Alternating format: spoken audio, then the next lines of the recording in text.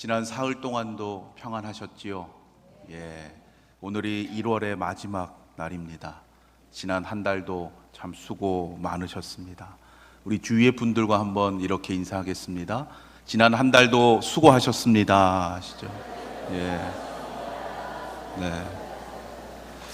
하나님께서 도우시고 인도하셔서 여기까지 또 온 줄로 믿습니다. 올해는 신년 부흥회를 2월에 하게 되어서요, 아직 이렇게 새해가 막 이렇게 지나간 것 같지가 않은 그런 기분입니다.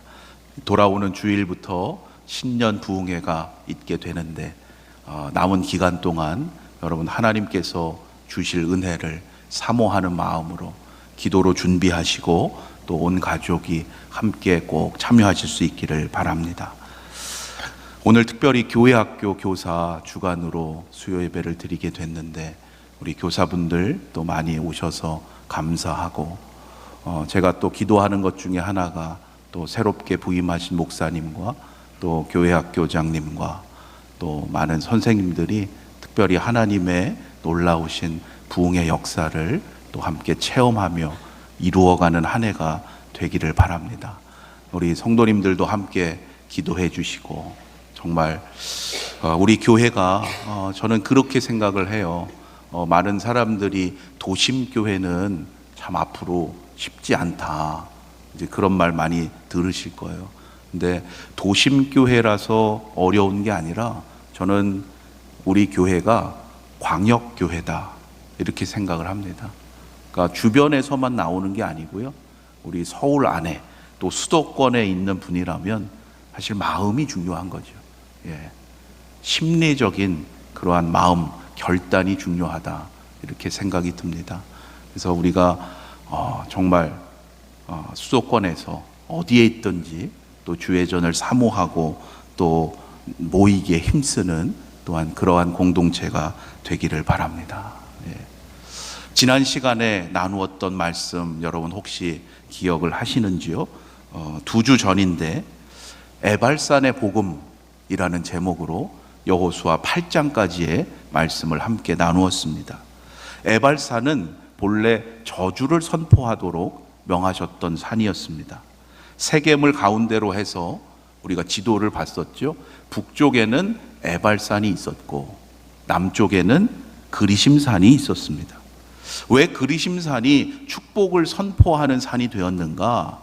그 산이 더 아름답거나 좋아서가 아닙니다. 고대 사회에서는 동쪽 방향을 등지고, 그러니까 바라보고, 등지고가 아니고 동쪽을 바라보고 오른쪽이 길한 방향이거든요. 그래서 오른쪽인 남쪽에 있던 그리심산을 길한 것으로 여겼고, 북쪽에 있게 된 에발산을 저주를 선포하는 산으로 명했던 거예요. 그런데 약속의 땅에 들어와서 여리고성과 아이성을 정복한 여호수아에게 하나님은 축복의 산인 그리심산이 아니라 에발산으로 가서 제단을 쌓으라 명하셨습니다.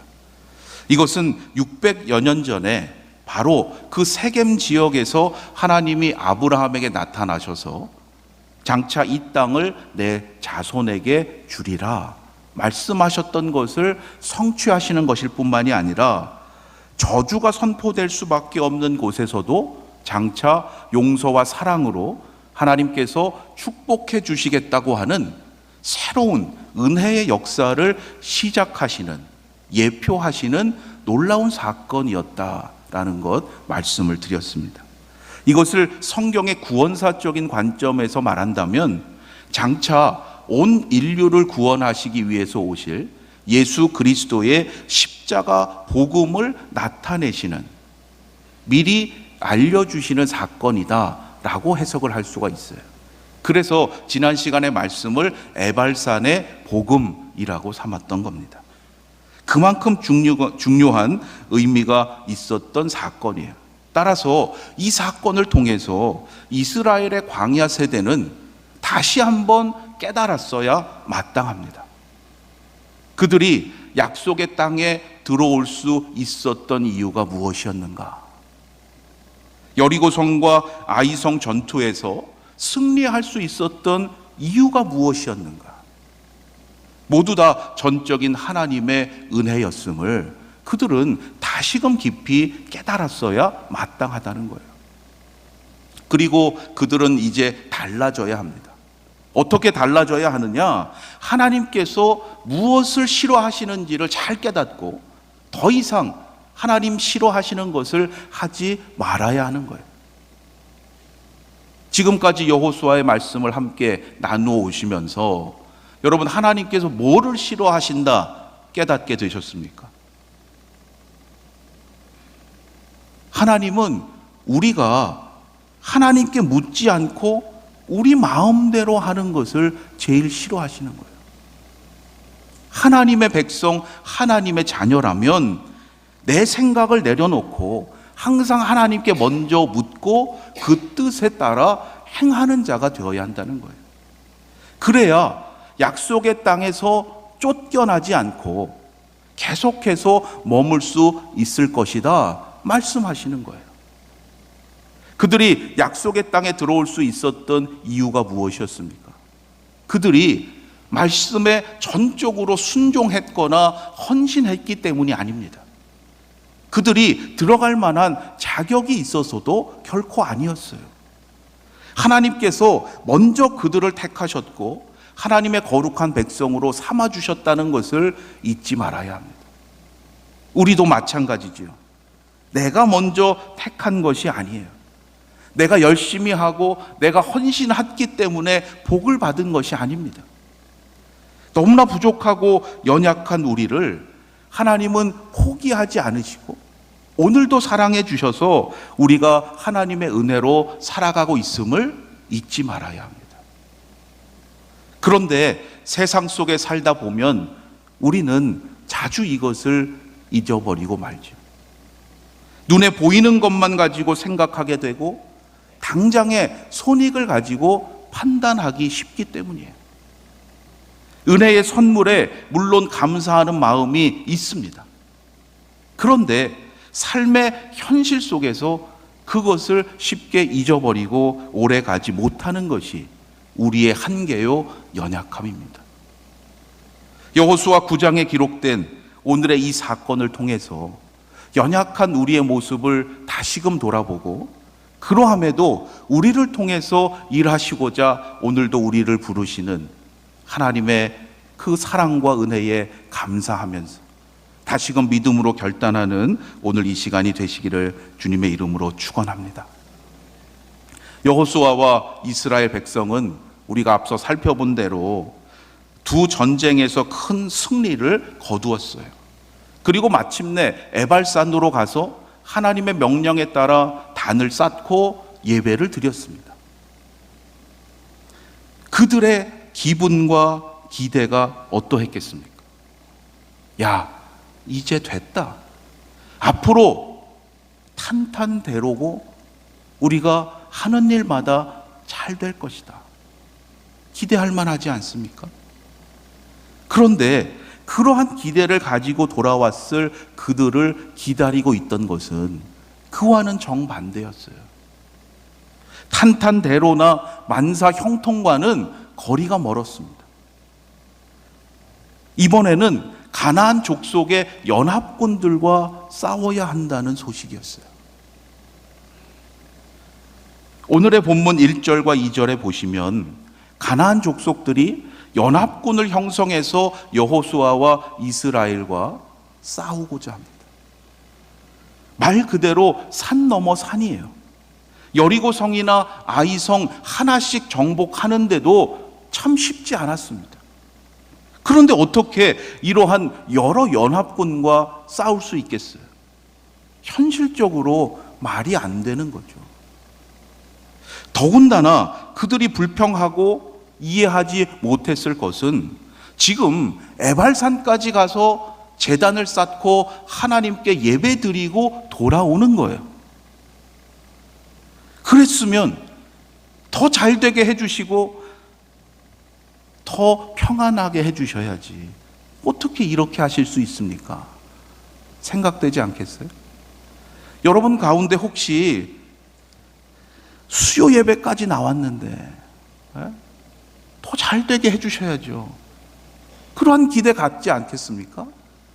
그런 거예요. 지금 이스라엘 백성들은 불평과 원망이 막 나오는 거예요. 여러분, 그런데요, 바로 그러할 때 시험과 유혹이 찾아오는 거예요. 내가 이렇게 섬기고 수고하는데 하나님 어떻게 나한테 이러실 수 있습니까? 그러면 안 된다는 거예요. 우리는 하나님 앞에서 나의 수고와 헌신을 당연한 것으로 여기고 잊어버릴 수 있어야 돼요. 그렇지 않으면 그것을 내세우고 자랑하게 되고요, 불평하고 원망하다가 시험에 들게 됩니다. 불평과 원망 가운데 있었을 이스라엘에게 그 순간 가나안 연합군에서 탈퇴한 기브온 사람들이 유혹의 손길을 뻗치는 거예요. 그들이 이스라엘에게 어떻게 다가왔는가? 오늘의 본문 3절부터 6절까지 한번 다시 읽어보겠습니다. 여호수아 9장 3절로 6절까지의 말씀이에요. 기브온 주민들이 불평과 원망 가운데 있었을 이스라엘에게 어떻게 다가왔는지 생각하시면서 3절로 6절 함께 읽습니다. 시작. 기브온 주민들이 여호수아가 여리고와 아이에 행한 일을 듣고 꾀를 내어 사신의 모양을 꾸미되 헤어진 전대와 헤어지고 찢어져서 기운 가죽 포도주 부대를 나귀에 싣고 그 발에는 낡아서 기운 신을 신고 낡은 옷을 입고 다 마르고 곰팡이가 난 떡을 준비하고 그들이 길갈 진영으로 가서 여호수아에게 이르러 그와 이스라엘 사람들에게 이르되 우리는 먼 나라에서 왔나이다. 이제 우리와 조약을 맺읍시다 하니. 여러분, 어떻습니까? 과연 속을 수밖에 없었을까요? 기브온은 아이성에서 남서쪽으로 약 4km 정도 떨어진 가까운 거리에 있었어요. 기브온 주민들은 지금 본문에 나오는 것처럼 히위 족속 사람들이었어요. 그들은 이스라엘 백성들이 요단강을 건너서 여리고성을 함락시키고 이어서 아이성을 정복하는 것을 가까이에서 직접 목격했던 거예요. 그래서 그것을 소문으로만 듣고 연합군으로 모여서 싸우겠다고 하는 다른 부족들과는 달리 이 기브온 주민들은 그러한 이스라엘과 싸워서는 승산이 없다는 것을 알고 그 연합군에 탈퇴해서 먼저 스스로 살 길을 찾고자 결정했던 거예요. 참 지혜로운 거죠. 그들은 꾀를 냈습니다. 마치 먼 곳에서 오랜 시간이 걸려서 온 사람들처럼 의복과 외모를 다 변장하고 곰팡이 난 떡까지 준비했어요. 그리고 아주 겸손한 자세로 그들에게 갔지요. 우리를 종으로 삼아달라. 평화 조약을 맺어달라고 청했던 거예요. 지금 이스라엘이 어떠한 기분 가운데 있었어요? 불평하고 원망하던 가운데 있었다 그랬잖아요. 지금 가뜩이나 기분 좋은 상황이 하나도 없던 차에 이 기브온 사람들의 말이 얼마나 솔깃했겠습니까? 듣기에 얼마나 좋은 소리예요. 옳거나 이제야 우리가 인정을 받는구나. 어깨가 으쓱해지고 그들의 목이 뻣뻣해지는 그러한 상황이 되는 거예요. 불평과 원망이 생기던 상황에서 이스라엘은 결국 그러한 시험과 유혹에 빠지고 말았습니다. 15절까지의 말씀에서 보면 그러한 이스라엘의 문제점 몇 가지를 보게 돼요. 첫째는 그들에게 분별력이 너무나 없었다는 거예요. 기브온 사람들이 지금 우리가 함께 읽은 것처럼 나름 이스라엘을 속이고자 다 변장을 했어요. 그런데 조금만 더 주의를 기울이고 그 사실을 확인하고자 했다면 달랐을 겁니다.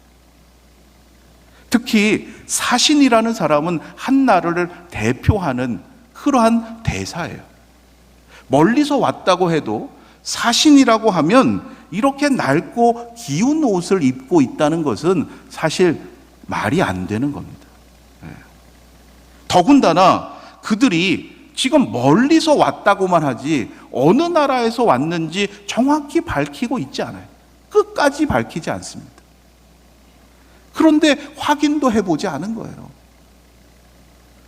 그들이 정말로 그렇게 멀리서 왔다면 또 하나 생각해야 할 것은 종으로 삼아달라고 할 만큼 이렇게까지 이스라엘에게 굴복적으로 두려워할 필요가 없는 거죠. 멀리 있는데. 그러함에도 여호수아와 백성들은 그저 그들이 듣기 좋은 말에 취해서 그들의 말을 분별하지 못하고 그만 한 번에 넘어가고 말았던 거예요. 둘째로 그러한 분별력이 없었기 때문에 그들의 삶의 기도가 사라졌던 거예요. 14절 말씀에서 바로 이것을 지적하고 있지요. 14절과 15절 말씀 우리 함께 읽어보겠습니다. 14절과 15절 시작.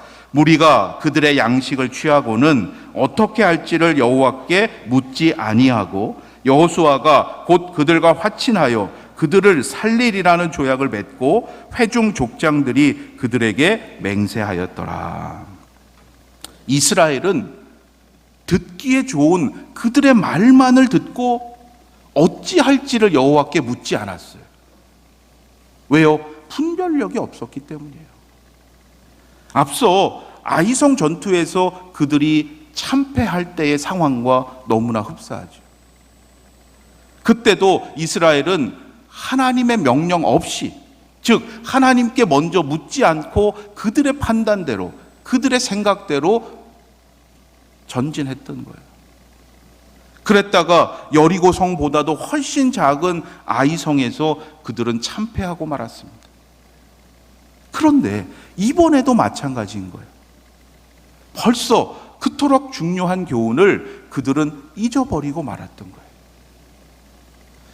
여러분, 바라기는 어떠한 일이든지 먼저 하나님께 묻는 자가 되시기를 바랍니다. 하나님께서 우리에게 분별력을 주셔야 돼요. 그 분별력을 갖지 않고 인생을 살다 보면, 그 분별력 없이 하나님의 일을 감당하다 보면 우리는 실패하게 되는 거예요. 실패할 수밖에 없어요. 왜냐하면 우리의 생각에는 아무리 잘된 것 같다 할지라도 그것이 하나님이 원하시는 것이 아니라면 그것은 실패이기 때문이에요. 우리가 스스로 결정하지 못해서 결정 장애가 있어서 하나님께 결정해 달라고 구하는 것이 아닙니다. 여러분, 결정 장애하고 달라요. 하나님께서 요구하는 것이 무엇인지를 분별하기 위해서 기도하는 거예요. 이스라엘의 가장 심각한 문제는 이로 인해서 그들의 삶 가운데 순종이 다시 사라졌다는 거예요. 이게 가장 심각한 문제죠. 오래전부터 하나님은 모세를 통해서 분명히 말씀하셨어요. 약속의 땅에 들어가거든 그 가나안 족속들과 언약을 맺지 말라, 조약을 맺지 말라고 분명히 말씀하셨어요. 왜 그러셨을까요? 가나안 주민들이 너무 악해서 더 이상 그들을 내버려 두실 수가 없어서 이스라엘 백성들로 하여금 그들을 그 땅에서 내쫓게 하시려는 게 하나님의 계획이신 거예요. 그런데 지금 어떻게 된 거예요? 가나안 족속 중에 하나인 이 기브온 사람들과 덜컥 조약을 맺어버리고 만 거예요. 약속의 땅에 들어가게 하신 그 뜻에 반하는 불순종을 행하고 말았어요. 물론 변명할 여지는 있어요. 그들이 우리를 속인 거 아닙니까? 속이지 않았다면 우리가 그러지 않을 수 있습니다. 변명할 수 있겠죠. 그런데요, 여러분, 성경에 보면 이 땅에 죄가 처음 들어오게 된 것도 그러해요. 아담과 하와가 속아서 죄를 짓게 된 거죠. 뱀에게. 무슨 말입니까? 속았다는 것이 불순종을 변명하는 이유가 되지 못한다는 거예요. 그렇다면 어떻게 해야 됩니까? 그래서 우리는 늘 깨어 기도함으로 분별력을 가지고 행하는 자가 되어야 하는 거예요.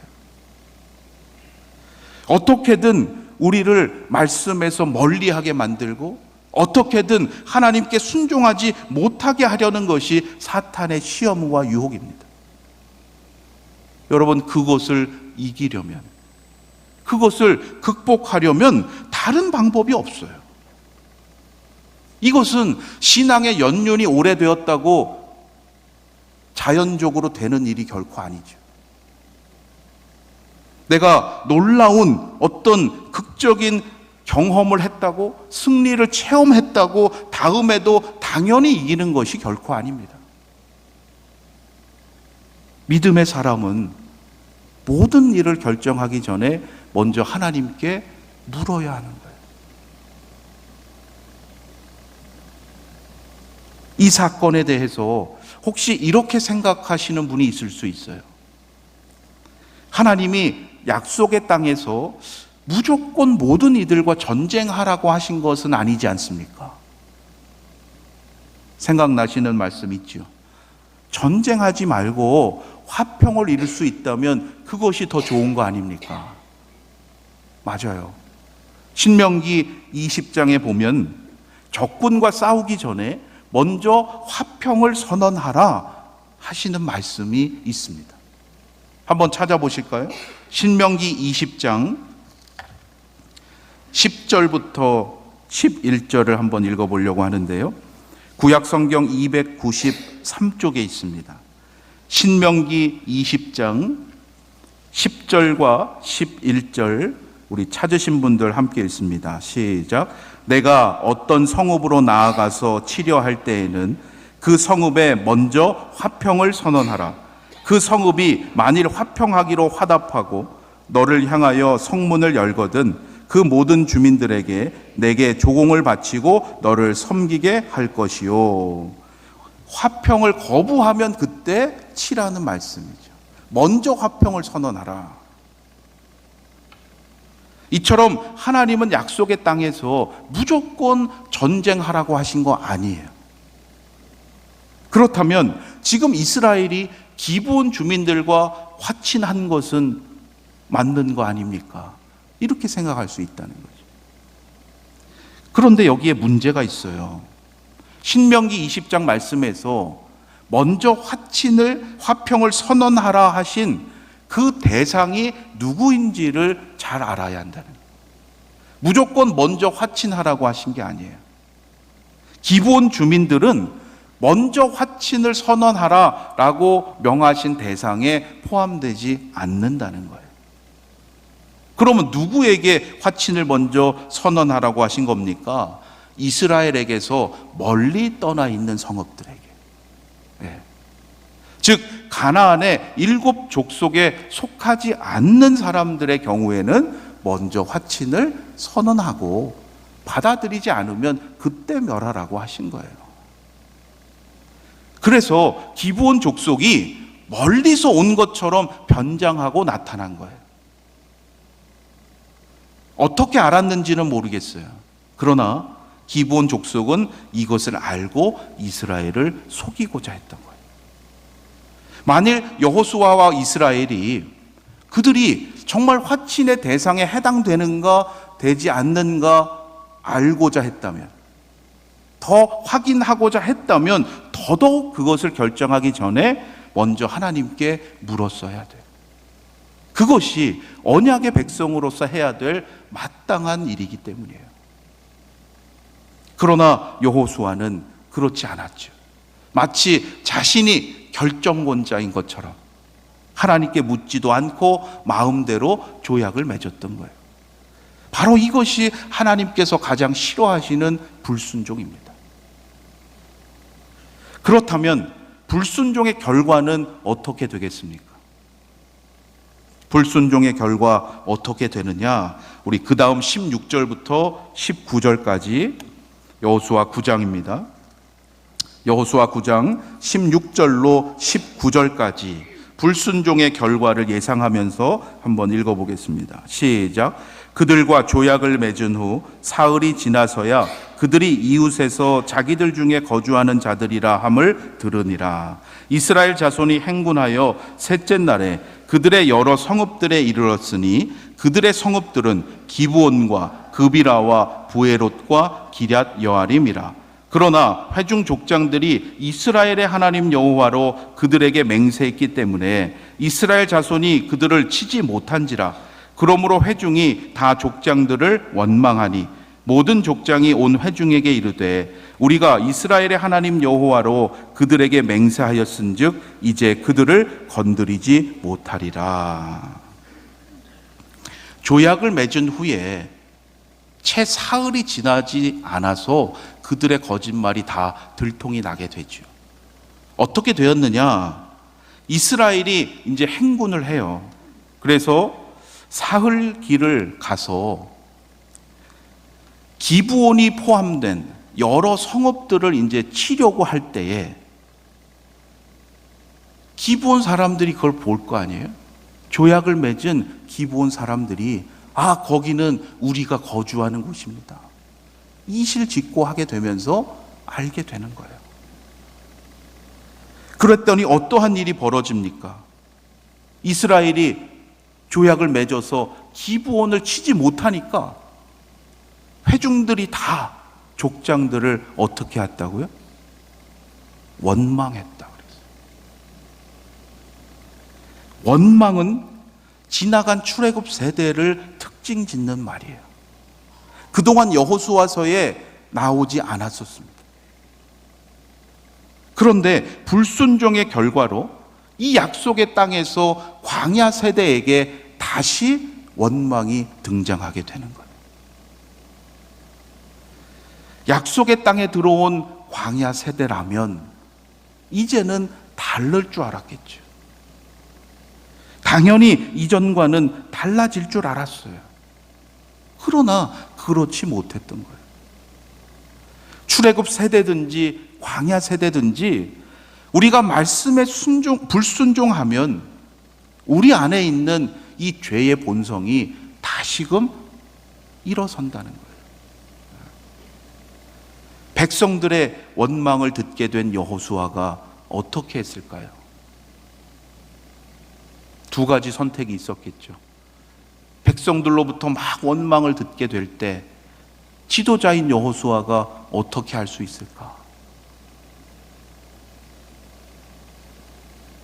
부끄럽지만 회개하고 할 수 있고요. 아니면 그 화를 어떻게 풀 수 있겠죠.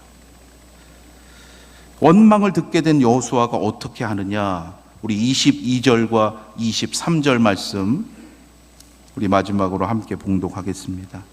22절과 23절 시작.